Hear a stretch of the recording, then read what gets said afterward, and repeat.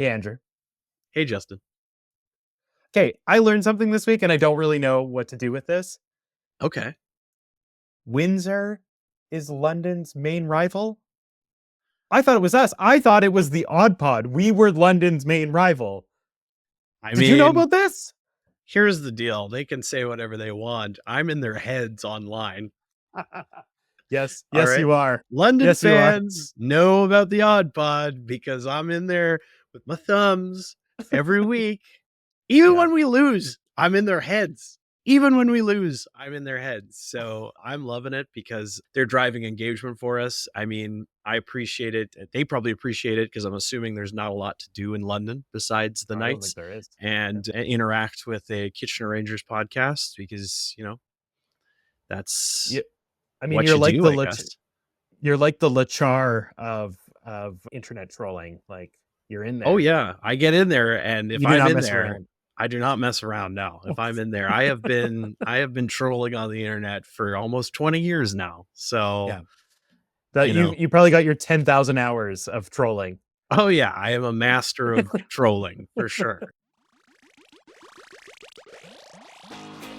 Welcome to the Odd Pod, where we're talking Kitchener Rangers hockey with the oddballs themselves, Andrew and Justin. Take it away, fellas. All right, so we got a bunch of games to recap this week, so we should probably get into that because we got to do 4. We have to do 4 whole games. We do. Yeah. Yep. So and they were all away games. All of them. Very strange. Very strange. Tough road trip. Yeah. I don't like the road trips. I want home games. And there was no Friday night at the Odd, which I think is a crime against humanity. Correct. All right, so the first game we're going to talk about, so this was the game that we were recording during last week, so the Soo Greyhounds, and we're just going to quickly go over that, even though this was not a quick game. Not at all. It was the longest game, I think, ever, really. Not in time, but to get deep into rounds of shootouts, per se. Yes, 15 rounds of shootouts. To be perfectly clear. Yeah, I'm looking at the box score here right now, and it's absolutely insane how many of them missed and didn't score. So we had Schabel in net, and not only did he stand tall, but he stopped 1, 2, 3, 4, 5, 6, 7, 8, 9, 10, 11, 12, 13 out of 15 shots in the shootout.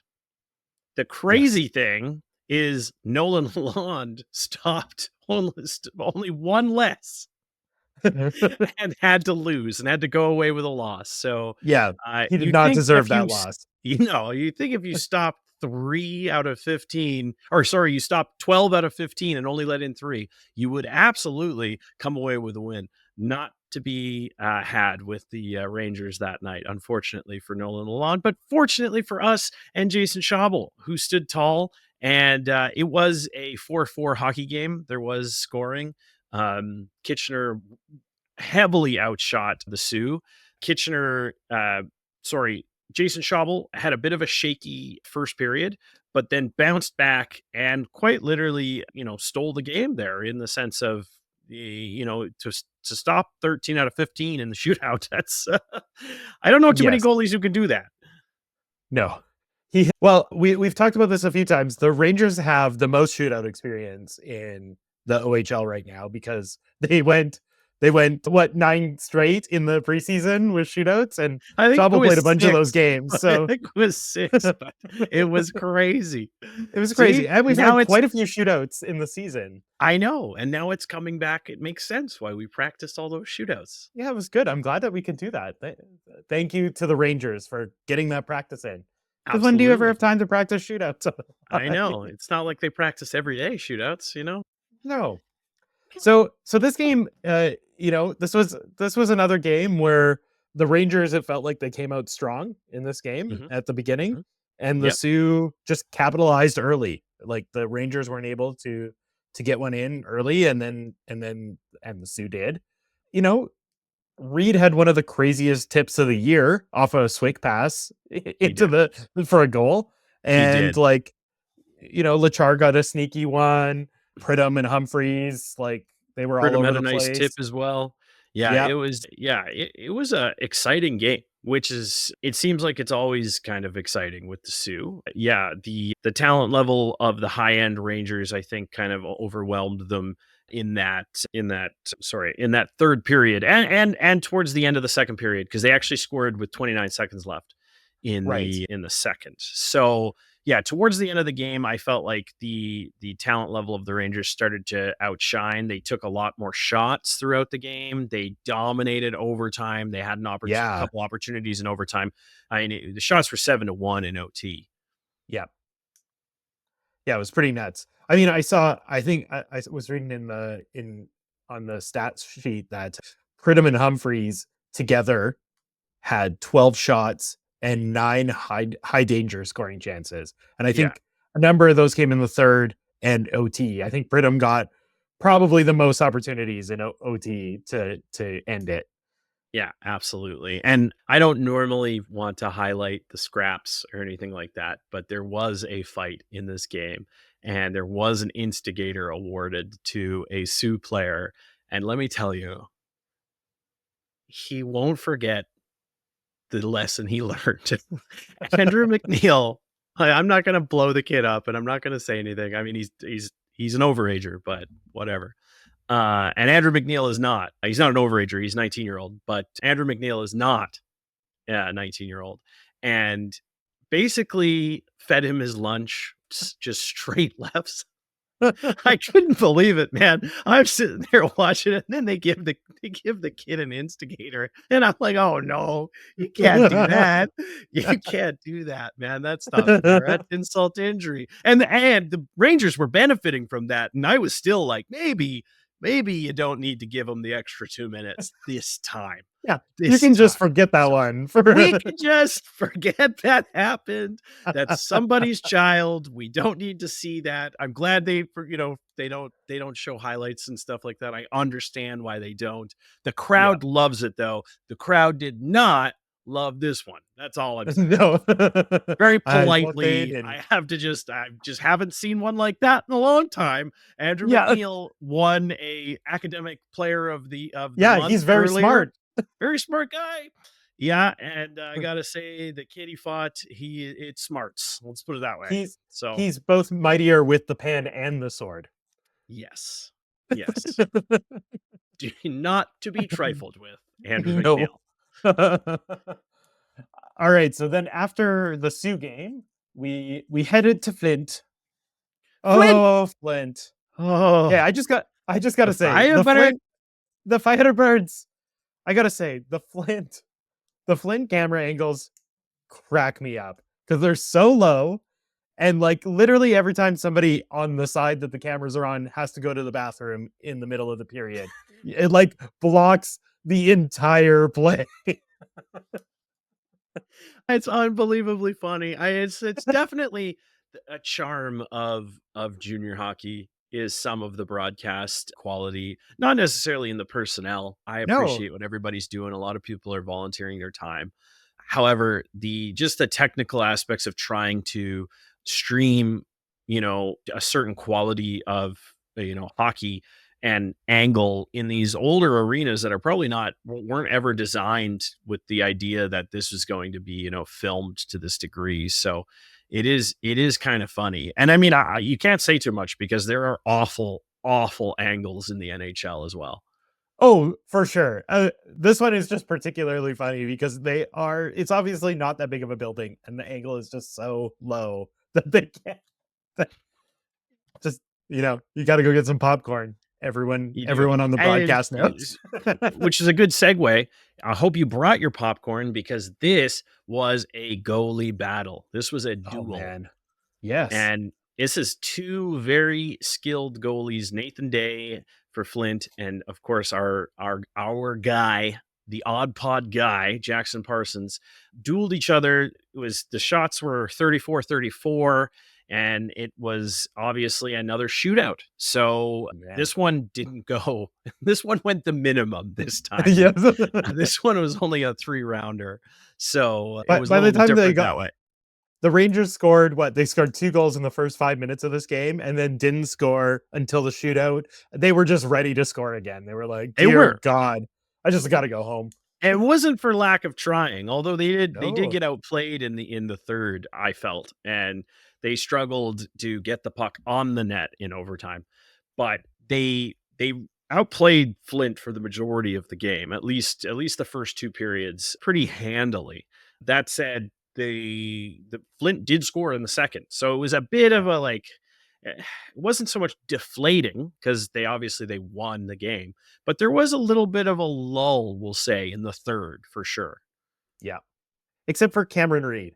That was what I noticed so it was like the first period was the Rangers, they got their 2 goals quick. I was like, this game done and dusted. We'll see you tomorrow. Absolutely. Then that wasn't the case at all. And then second period was like, okay, they are due for a goal. Specifically, Cameron Reed was due for a goal.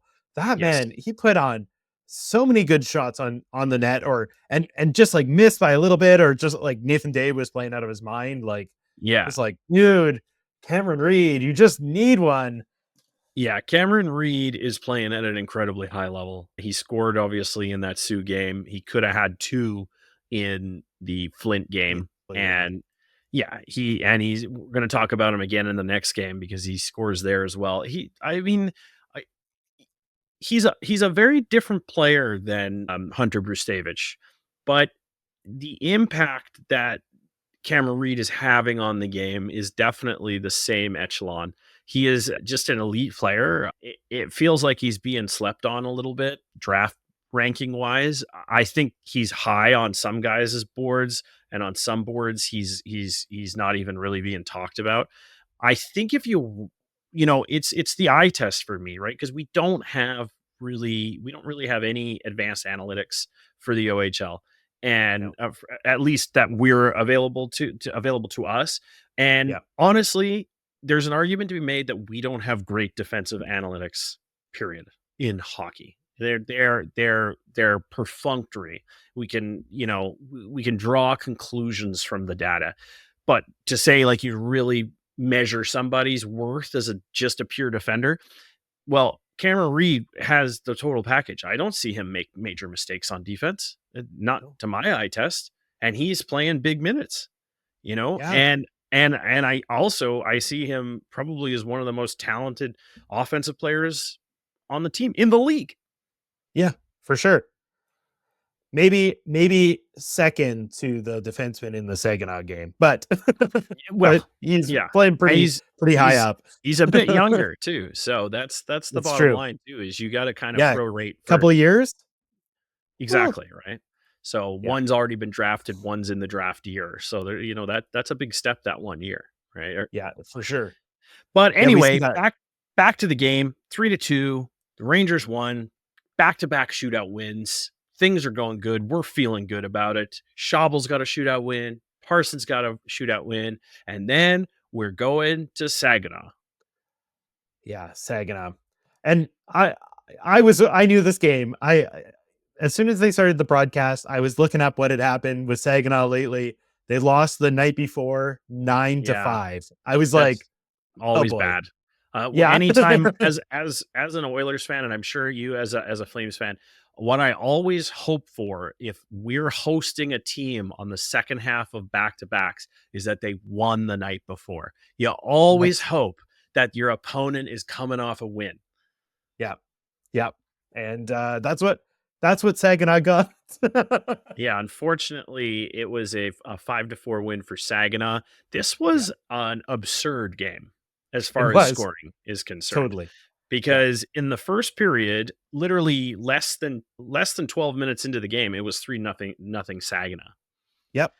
And then the Rangers got one 30 seconds later to keep themselves in it. Trent Swick, who we haven't talked about, and we're going to have to talk about later because Trent Swick had an absolute killer week. He factored in all the games. He was a major contributor in all the games. He scored. He kept them in it. And he actually scored twice in this game. So he didn't get the second goal, but he had the third goal. Vermeulen from Grisolia and Bilecki, which is the depth scoring that we talked about last episode that we love to see, got them on the board early second period, which was huge. That Vermeulen goal is the craziest goal I've ever seen. Unbelievable. Down stuff 2 defensemen into the net. Unbelievable. It was a dump in, I think. That's what that's what that's the crazy thing is when you see a goal like that, and that's you're down 3-0 early, and now it's 3-1, and now it's 3-2 on a goal like that, you start to think, okay, we're gonna win this game. Because that's the puck luck you need to overcome a 3-0 deficit in the first period. Right? They didn't get that kind of puck luck against Brampton. And they outplayed Brampton in that game where they were down 4-0, but they had no puck luck later on in the game. And bottom line is you can't overcome that kind of deficit unless you get a bounce here or there. Yeah. It kind of felt like Swick got a bit of puck luck on his goal, the first goal too, because Oak kind of overextended and lost his footing on his bar and just sort of like swept into the net with the puck. And not that it wasn't deserved. Swick has been playing like crazy. But it was like one of those ones where it was like, thank God we got one just to sort of like swing the momentum. And it really did, starting in the second.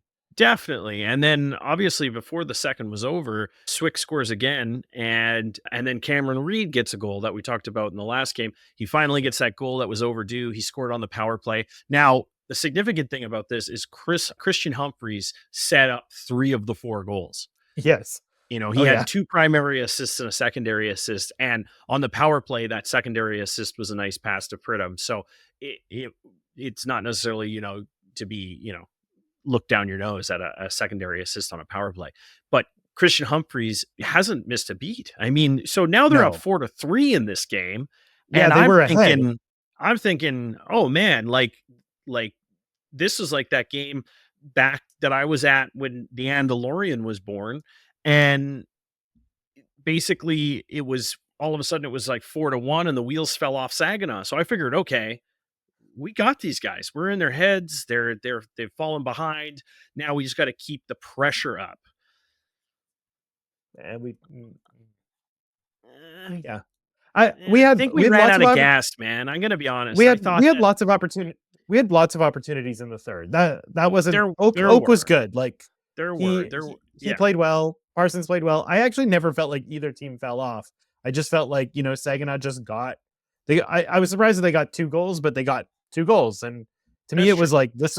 Nobody lost this game. Really, like they both fought to the end. Like, yeah. And I said, I feel like they ran out of gas in the sense of they didn't stop trying. I just felt like, if they weren't on the third game of a 4-game road trip, I kind of felt like maybe that 4-3 when you go up, then the avalanche happens and you just keep popping them in. If it's Friday night at the Odd and you score 4 straight, I kind of feel like, it feels like maybe the avalanche happens. But that's it's a road trip. It's hard. You're in their building and they get the next one, and usually when it's halfway through the third and you're up 4-3 and the trailing team gets the next one, a lot of the times they get the winner as well. So that's just kind of the way hockey is.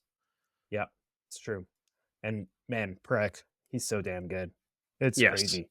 A goal and 3 assists in this game. Very talented. Wait to see him in the NHL.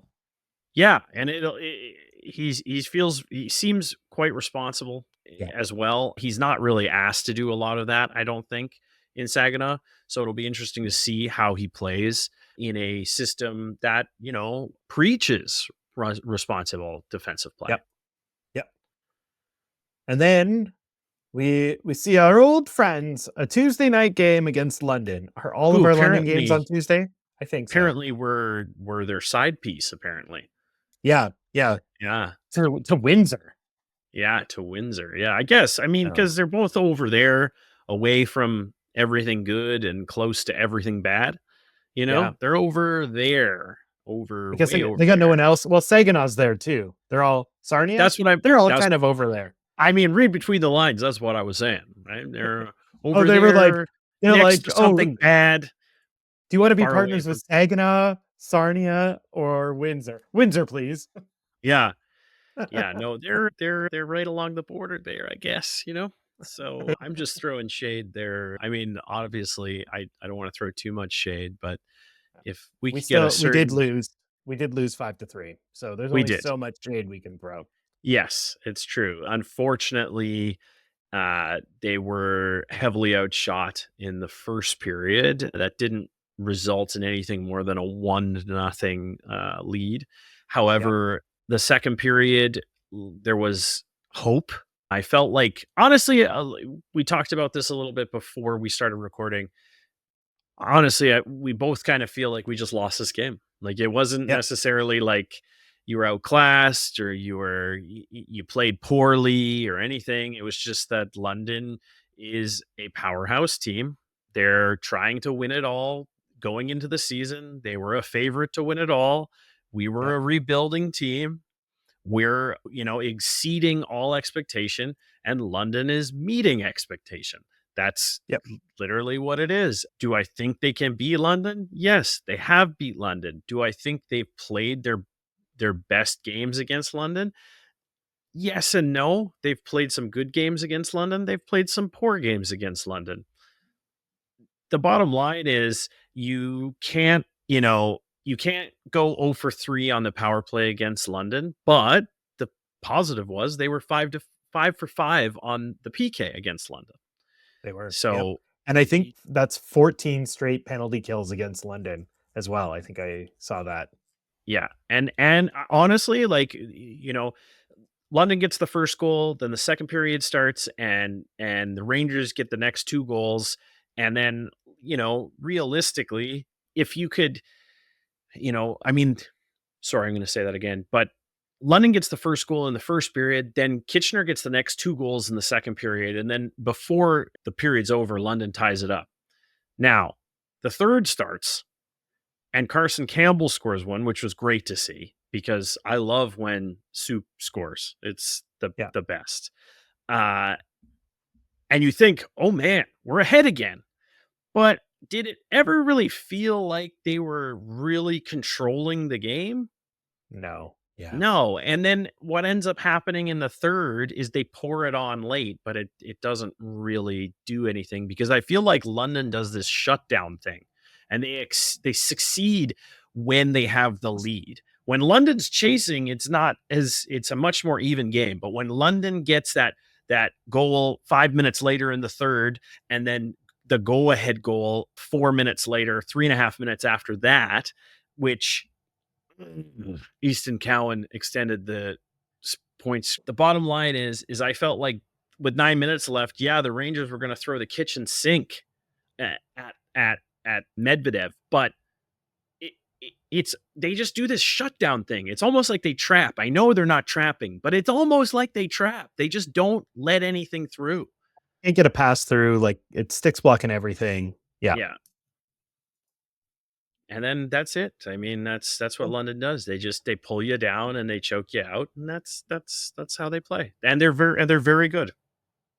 Romano got 1 goal from the second best pass from the ass of the season. Yes. By Lamb.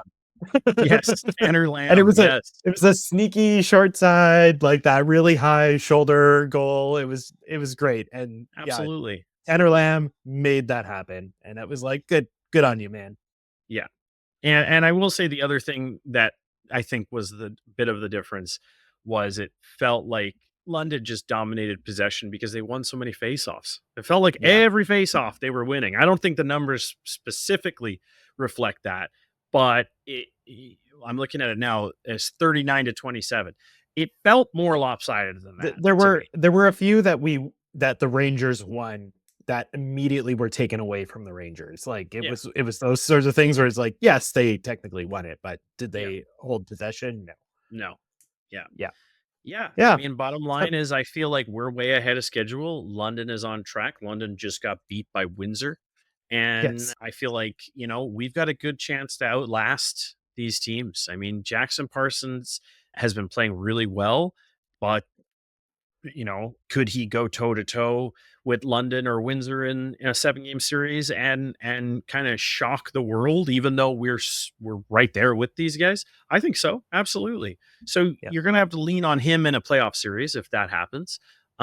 and hope that you're disciplined and that your power play gets hot. I think if their power play gets hot, they're disciplined, and Jackson Parsons continues to play out of his mind, they can beat these teams. They can go they can go all the way. Now, would I put money on it? Maybe not right now, just from what we've seen against these teams. But they can go toe to toe, and in a 7-game series, they're gonna find their breakouts for sure. Absolutely, and it's all gonna come down. Honestly, I really do believe it'll come down to special teams, because special teams in depth. When they're yes, and then we know the depth is there, and we know the depth scores, but that power play is so streaky. It's so streaky that it's some nights it looks great, and some nights it's like, okay, what are we doing? Now, I also will argue that I think they should get a few more opportunities, and it seems like from one night to the next, the Sioux game, there were 11 power plays, and there were 4 power play goals, 2 for each team. And then you look at the Flint game, and there was 2 power plays each, and nobody scored. So you're telling me really at this stage of the game that it's that disciplined of hockey, that there's that big of a gap night to night? No, it's how they're calling it. So I haven't watched enough OHL playoff hockey to know which way they go with that. Right. All right. So technically had a losing weekend, so we got to do the good, the bad, and the ugly. Andrew, what's your good? My good is Trent Swick. I felt like he was kind of the through line. I felt like he had understated but very strong performances in both the wins and the losses. I think that if Trent Swick is starting to score more often, if he's starting to score 2 points, 1.5 points a game, starts to average it out now, and he's scoring 1 goal here and he's scoring 2 assists here, whatever. And if he's just consistently on the score sheet with everyone else contributing, then I think the Rangers will win a lot more often than not. Not that he doesn't usually. I mean, he usually does, but it just, to me, when, like I've said it before on the pod, when Trent Swick is having a Trent Swick game, the Rangers win. Yeah. And my good is a build on that. It's the Swick, Pridham, and Humphreys line together. Yes. Has been pretty phenomenal. They're like the definition of gel. Humphreys' no-look pass to Swick against Flint was like a thing of beauty. Swick scored. They scored 4 goals and they had 10 assists between the 3 of them in the 4 games. They had 3 shootout goals, but I know it's individual effort, but I mean, that's what they had. Like, they put up 14 points in 4 games, those 3 guys. Yeah. I will say honorable mention to Jason Schaubel for the shootout. For sure. The only reason 15 rounds. The 15 rounds. The only reason I didn't was because he wasn't his best game, especially early in that game.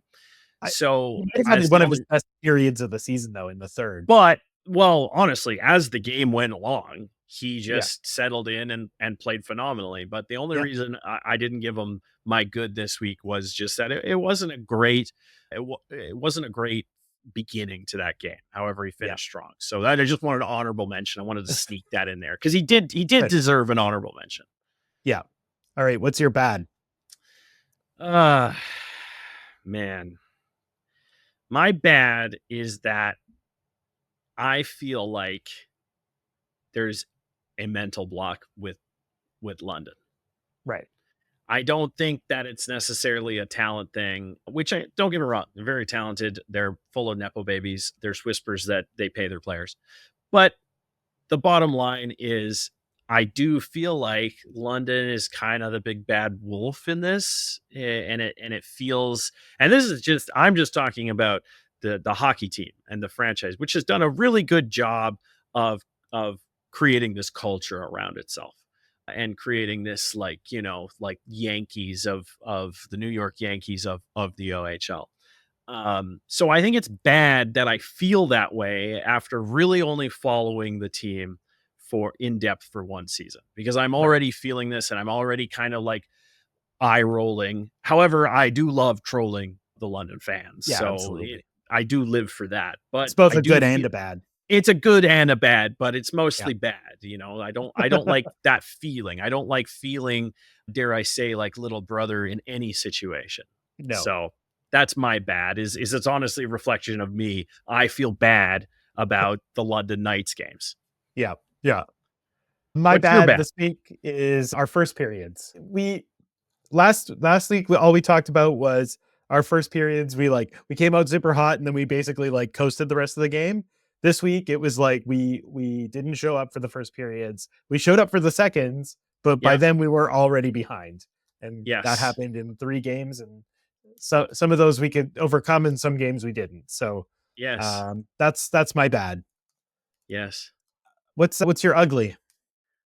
Well, it's kind of a double-edged sword here with London because ugly is their color scheme. Yeah.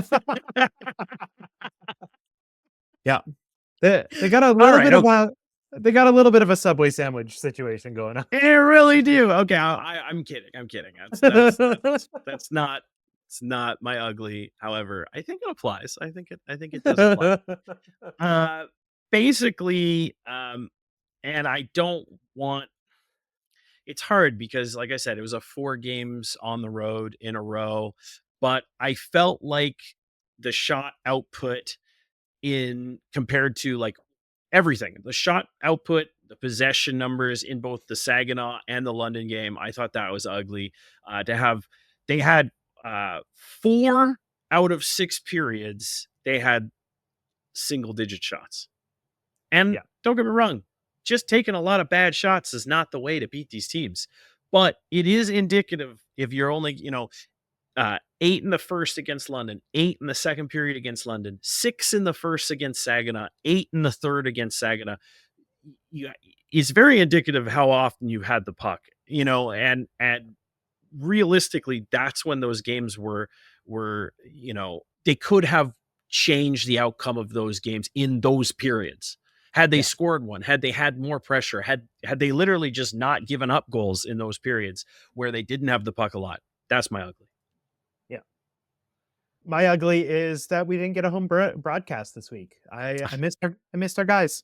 I did too. Definitely. I missed our camera angles. I missed our broadcast team. Yeah. I missed the odd. Yeah. Yeah.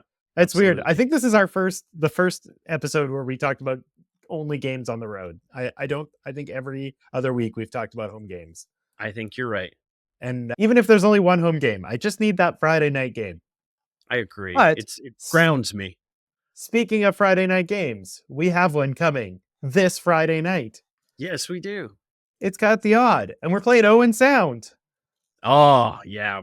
That's a get-right game if I've ever seen it. I hope so. We beat them 2 weeks ago, 5-1.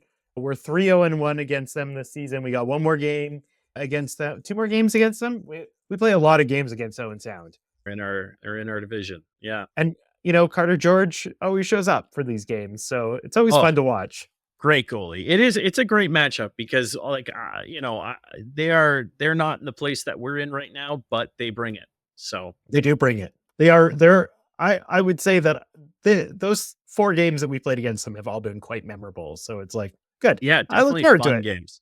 Mm-hmm. And then on Saturday, we head all the way down to Niagara to play the Ice Dogs for the second time.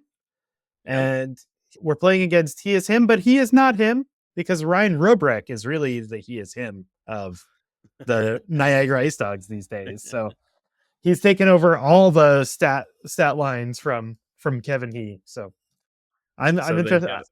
They've got he and him now. And now him. Yeah, Ryan is his name. Yeah. He and Ryan. He and Ryan. Ryan is him. He is Ryan is he. And he is him. He is him. Who's on first? Yeah. I'm lost. And then we play another Tuesday night game. We're home at the Odd, and we're playing the Oshawa Generals. Oh, that's going to be a great game. And that's going to be a great test. That is a great timing, because I think, you got to try and take both Owen Sound and Niagara on the road. You got to try and get at least get 3 points. You got to try and beat Owen Sound. And, if you lose a shootout or a close one or whatever to Niagara's a talented squad, but you want to try and win both of them, obviously. But Oshawa is going to be a test. That is going to be a game to watch. Yeah, we haven't seen, because the Rangers have not played that many Eastern teams yet. We don't really know how the East stacks up to the Rangers. And the East is there's going to be an Eastern road trip coming up after that. The next, when we'll preview that next episode. Yeah. So we're gonna get, like we talked about this last week. We play the East like for the most of our games in the rest of the season. So it'll be interesting to see. Oshawa's going to be great. Beckett, Seneca, and Colby Barlow, they like to score goals. Hopefully, I didn't just curse the team. Very good. I mean, maybe you cursed them. Yeah, Colby Barlow and his 35-year-old facial hair. He just looks like he owns a cannabis shop in like downtown Ottawa. Yeah, he looks like he could be on the Odd Pod. That's what he looks like. Yeah. One of the Dodds on the Dodd Pod. Great hockey player, though. We're not taking anything away from him. For sure. All right. I think we should skip OHL, NHL. We're running pretty long. So let's skip to G.R.O.A.T. Let's go to the G.R.O.A.T. And now it is time for the greatest Ranger of all time. I'd yell, but my baby's sleeping. Oh, yeah. The G.R.O.A.T. The G.R.O.A.T. It was a baby groan. We're groaning. ASMR G.R.O.A.T. Because we haven't said it in a long time. The G.R.O.A.T. is the greatest Ranger of all time. Andrew and I are nominating. You just said it. I know, but I haven't. We have every episode you say the greatest Ranger of all time. I know, but we haven't. We have the YouTube now. People don't know what the G.R.O.A.T. is. I know. We have to say it every episode. But I know. But you did just say it. I'm just trying to explain what we're doing. Let me explain it. Quiet. Your baby's sleeping. No, she's not. She never sleeps. Oh, bro. Yeah. She's awake and screams at me all the time. So now this is my time to take out my screams.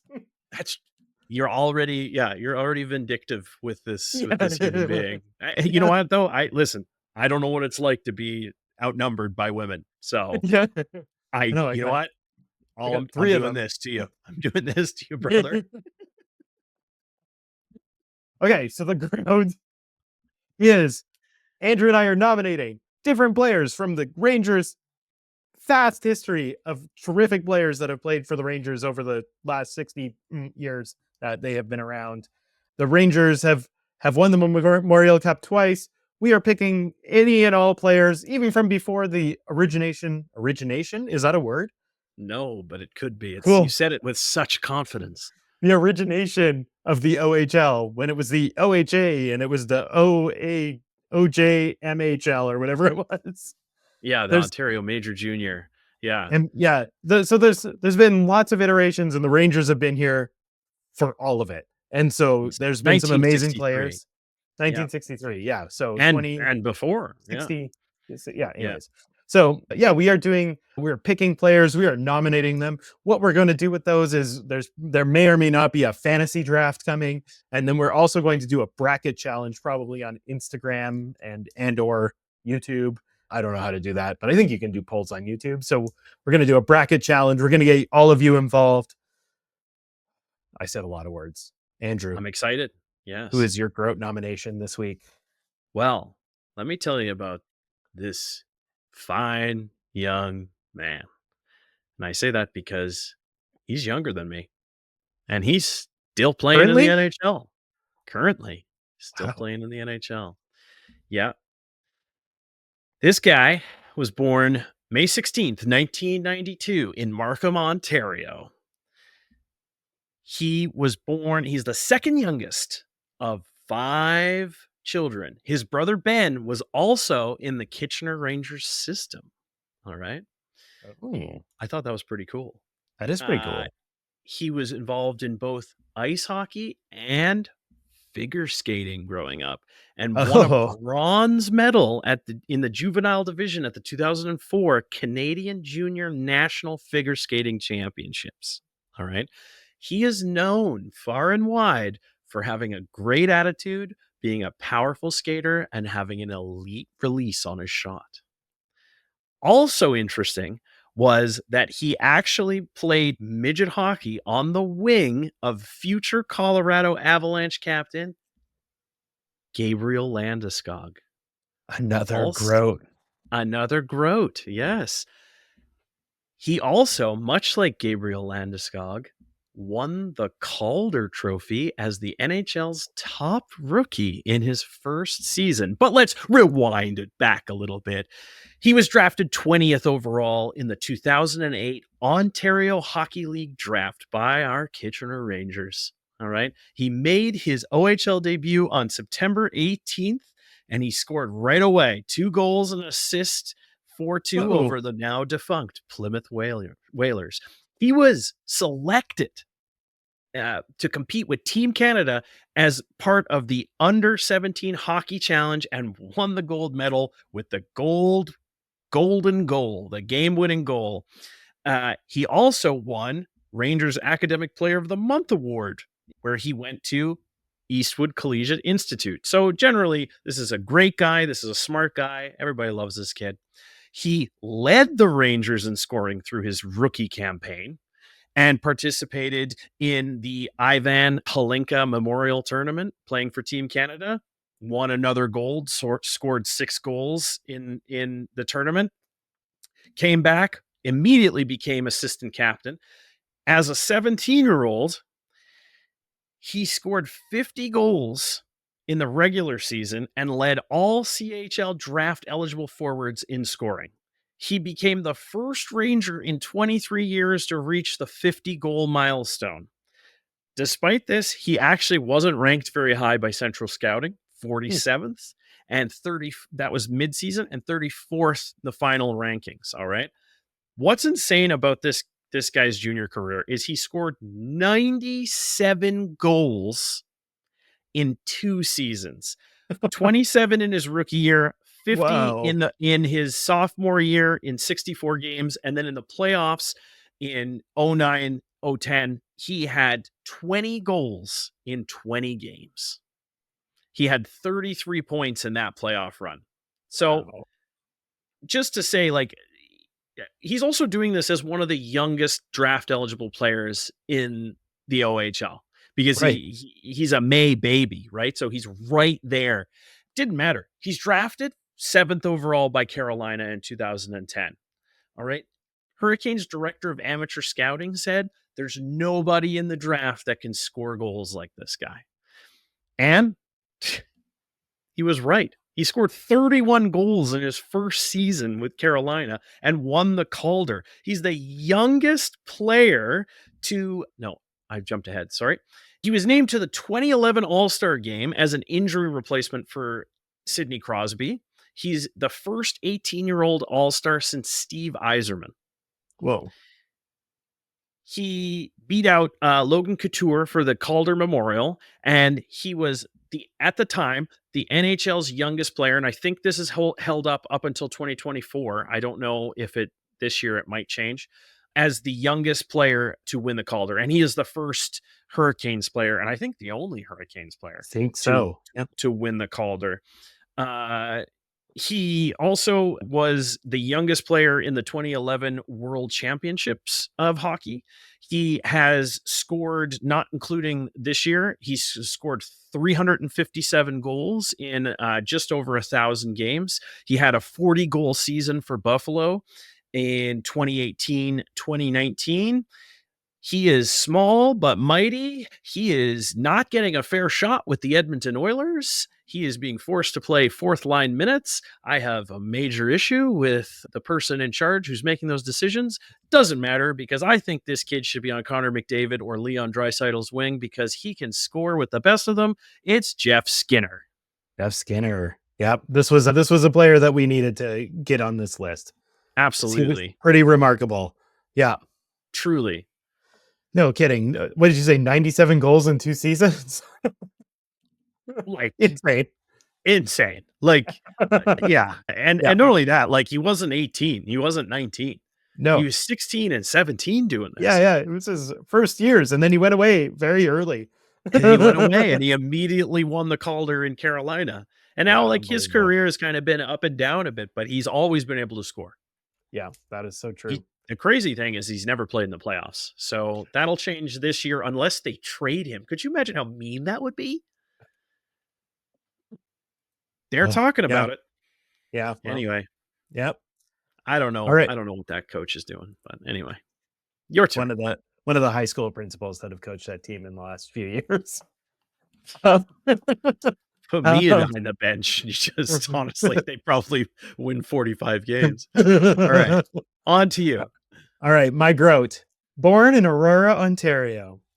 He began his junior hockey career with the London Knights in 1886. 1886. Harken back to the days of yore. I told you the Rangers have been around forever. But it started in 1986, but it was in started in 1986, but it was a mid-season trade to the Kitchener Rangers in 87-88, where he truly found his stride. From that moment, he was unstoppable. His Kitchener Rangers stats, 87-88. He played 30 games with the Rangers. He scored 10 goals and 25 assists for 35 points as a 17-year-old. 88-89, he scored 76 points with 25 goals. And then in 89-90, he scored 90 points with 28 goals and 62 assists. He was a disher. But his regular seasons were still his regular season stats were stellar, but it was his playoff heroics that cemented his legacy. In the 1990 playoffs, he set a franchise record that still stands today, amassing 37 points and 16 goals and 21 assists for the most ever points by a Ranger in a single playoff run. Yeah, it was his ability to rise to the occasion that made him the heartbeat of the team. He was then drafted 17th overall by the Boston Bruins in 1989. He played 27 NHL games with the Bruins and the Tampa Bay Lightning. His NHL stint was short, but his junior hockey impact was unmatched.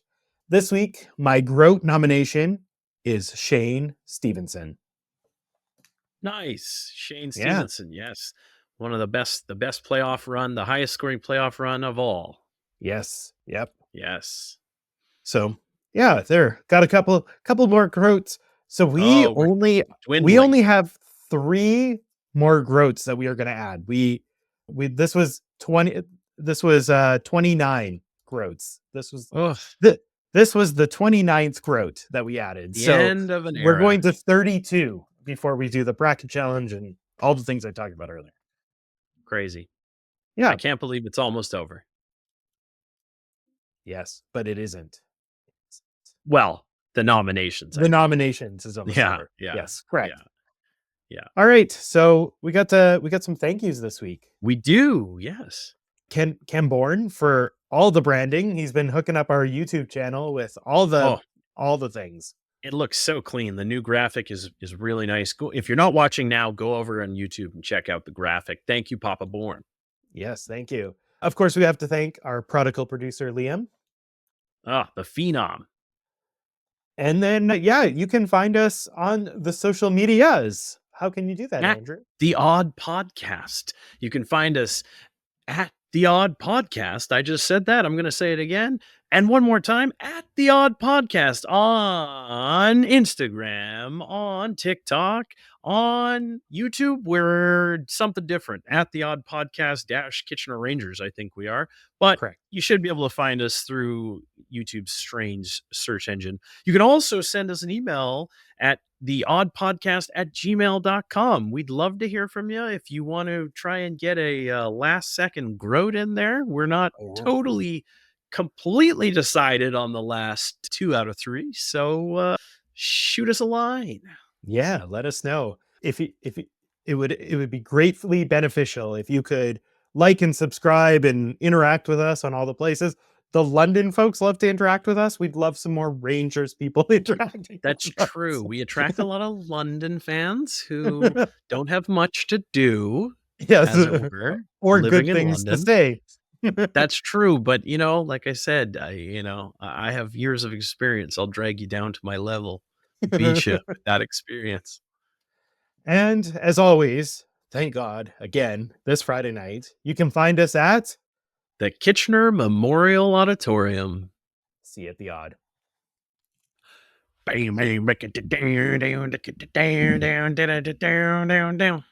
Nice.